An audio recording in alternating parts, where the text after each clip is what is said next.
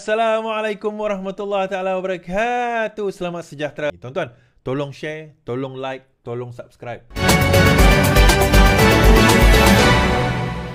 Alright, satu lagi benda yang saya viral baru-baru ni lah, benda yang dibangkitkan baru-baru ini berkenaan dengan IHR, International Health Regulatory tahun 2023, iaitu ada juga yang approach saya, kawan-kawan saya yang approach saya, yang menonton saya ni jugalah, doktor, datuk dan sebagainya. Ada juga kawan-kawan daripada NGO yang approach saya.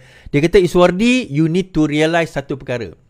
Apa dia? Saya kata, bahawa negara kita akan kehilangan sovereignty dia. Negara kita akan kehilangan dia punya, what do you call that, kedaulatan dia. Saya kata kehilangan bagaimana? Kalau kita tanda tangan satu peraturan yang ditetapkan oleh WHO, World Health Organization, dinamakan International Health Regulatory, yang direvise tahun 2005 kalau tak silap saya. Sekarang ini dia nak revise baru, maka kita akan hilang kedaulatan kita.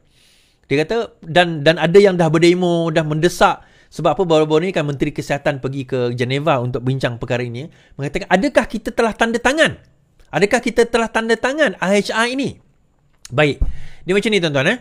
IHR ini bukan dimulakan oleh Pakatan Harapan. Itu yang pertama. Benda ini dah dibincangkan even masa Khairi jadi Menteri Kesihatan. Benda ini dah dibincangkan. Kenapa? Sebab COVID. Sebab COVID lah perkara ini dibawa pada waktu itu dan perbincangan dilakukan, dan antara lain adalah melihat kepada ketidakbersediaan dunia apabila berlaku satu wabak pandemik, global pandemik seperti ini. So itu merupakan antara reason kenapa mereka mengatakan kita perlu ada satu national ataupun international regulatory atau peraturan international yang mana kita kena selaras supaya kalau berlaku lagi pandemik seperti mana yang berlaku pada tahun 2020, kita bersedia pada waktu itu. So perbincangan dilakukan dan salah satu benda yang dimasukkan di dalam IHR tersebut, kalau saya nantilah, ini saya tak nak bawa regulation itu satu persatu.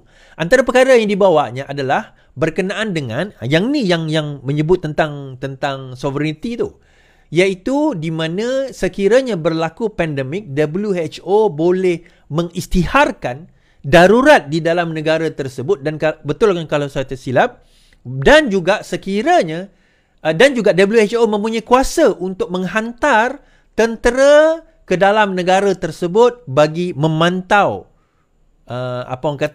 keadaan ataupun memantau kalau berlakunya lockdown sekali lagi. Dan WHO mempunyai kuasa kepada askar ataupun militeri di dalam negara tersebut untuk mengatakan bagaimana nak membuat lockdown.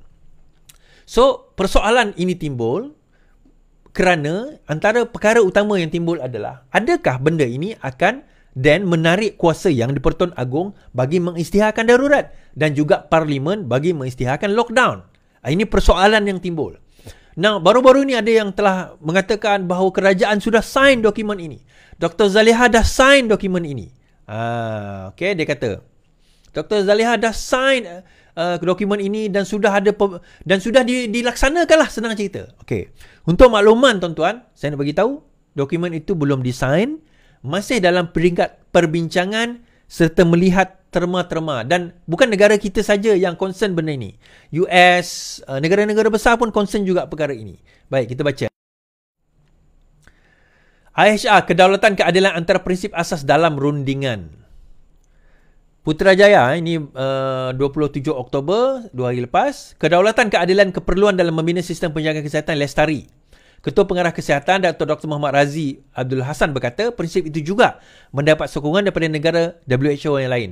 Semua negara anggota telah bersepakat untuk menubuhkan dua platform rundingan, iaitu Intergovernmental Negotiation Body (INB) untuk menghasilkan instrumen antarabangsa yang dikenali sebagai INB WHO CA ataupun Pandemic Treaty, dan Working Group on Amendments to the International Health Regulations WGIHR bagi memperkukuhkan aspek kesiapsiagaan, pencegahan, pengesanan serta respon terhadap pandemik di peringkat antarabangsa untuk mengurangkan impak terhadap sesebuah negara, katanya. Menurutnya, penyertaan Malaysia dalam rundingan INB WHO CA dan WGIHR mencerminkan komitmen negara dalam usaha memperkukuhkan keselamatan, kesihatan global dan pencegahan wabak di masa hadapan.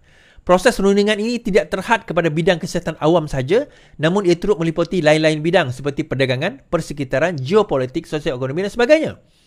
Ujar Ketua Muhammad Aziz, Kementerian Kesihatan sebagai penyelaras kedua-dua rundingan telah mengadakan sesi libat urus dengan pelbagai kementerian, termasuk peguam negara.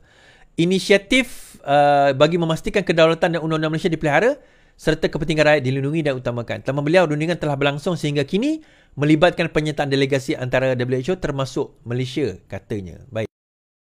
So, dalam hal ini kalau kita nak lihat bahawa sebenarnya yang pertama belum ada apa-apa persetujuan lagi. Rundingan itu masih lagi dalam, orang kata apa, masih lagi berlaku lah. Dan regulation itu bukanlah something that set in stone yet. Kerana belum ada, kita tak menandatangani apa-apa lagi. Kan, belum menandatangani apa-apa lagi. Okay. Dan Dr. Zilha juga telah kita baca. Kedaulatan negara diutamakan dalam rundingan WHO CA+ IHR 2005. Kerajaan akan memastikan kedaulatan negara sentiasa menjadi keutamaan dalam rundingan Treaty Pandemik Perjanjian WHO dan Pindaan Peraturan Kesihatan Antarabangsa 2005 IHR. Menteri Kesihatan Dr. Zaliha berkata beliau mendengar kebimbangan rakyat terutama isu WHO CA+ dan pindaan IHR 2005. Penglibatan kita penting untuk memastikan suara kita didengar dan sebarang keputusan akan dibuat tidak akan bercanggah. Tiada keputusan akan diberikan sehingga segala-galanya dipersetujui. Saya memberi komitmen bahawa kedaulatan negara akan sentiasa menjadi keutamaan dalam rundingan ini. Persatuan Perubatan Islam sebelum ini dilaporkan menuntut kerajaan membantah rundingan WHO dan IHR kerana dikhuatiri akan mengancam kedaulatan negara. Okay. Saya secara tidak langsungnya ada berbincang juga dengan PPIM, Persatuan Perubatan Islam Malaysia. Secara tidak langsung berkenaan spesifik tentang perkara ini, PPIM.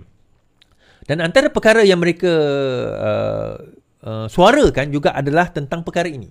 Dan saya kata saya sudah sampaikan kepada wakil menteri dan dia pun mengambil maklum tentang perkara ini dan beliau sudah tahu perkara ini sebelum beliau menjadi Menteri Kesihatan lagi sebenarnya.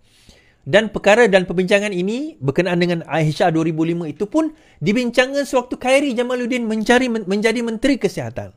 Itu kita kena tahu. Malah beliau, Khairy juga dilantik sebagai naib Presiden WHO.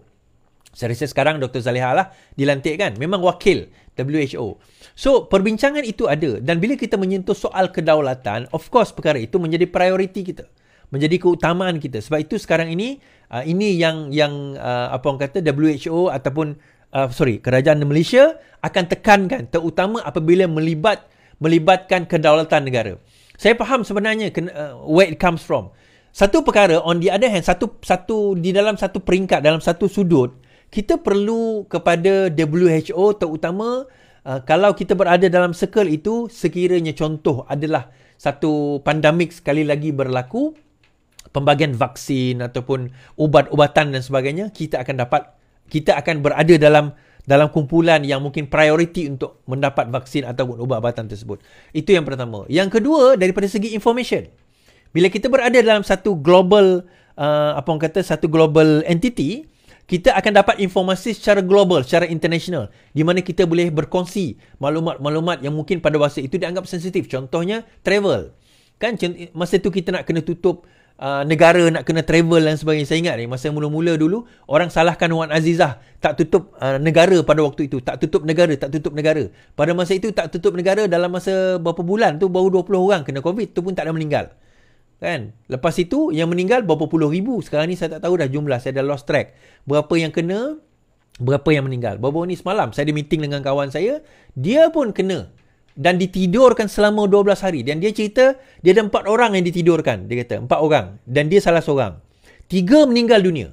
Dia Alhamdulillah, umur dia panjang, dia hidup. Tapi pada dia dan keempat-empatnya disebabkan oleh COVID juga. So tuan-tuan, benda macam ni yang yalah kita kena aware dan sebagainya lah. Dan kita sebagai negara, dalam pada kita nak kena menjaga kedaulatan, dalam masa sama kita kena timbang juga. Kita juga kena timbang dengan keperluan kita untuk menjaga keselamatan rakyat kita. So both kena memain peranan dalam perkara ini. Baik, habis. Saya nak bawa cerita. Ini cerita berkenaan dengan anak Najib lah. Okey, habis kat situ. Bekerja dengan anak Najib.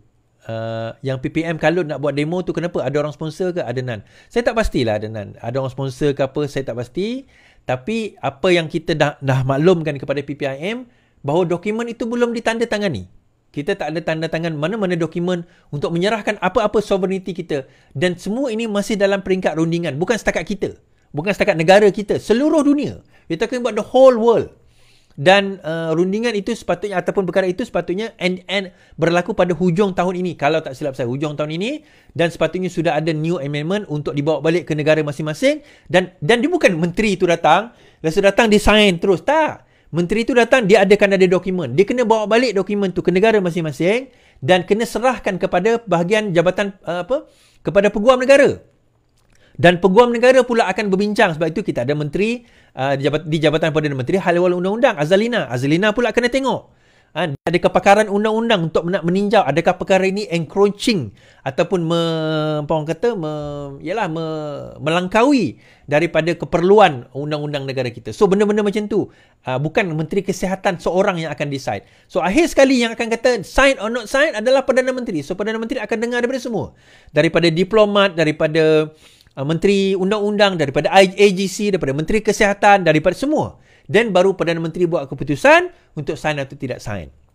Tapi itu pun Perdana Menteri saya rasa bukan dia seorang kena buat keputusan. Kabinet kena putuskan. So proses itu panjang. Walaupun mungkin katalah undang-undang tu katalah IHR tu complete pada hujung tahun ini, berkemungkinan benda itu akan dibawa ke Parlimen dan dia akan berterusan lagi. Dia akan ada berterusan lagi sehingga berkemungkinan tahun hadapan.